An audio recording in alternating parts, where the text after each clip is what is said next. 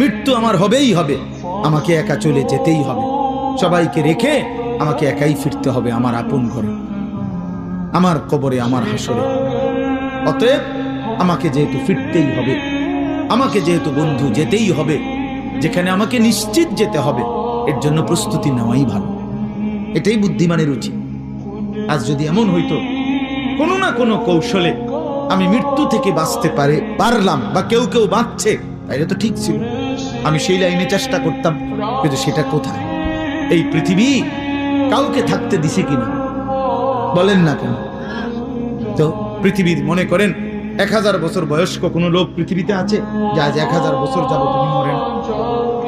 পৃথিবীতে 500 বছর যাবত কোনো লোক বেঁচে আছে এমন এখন আছে কেউ?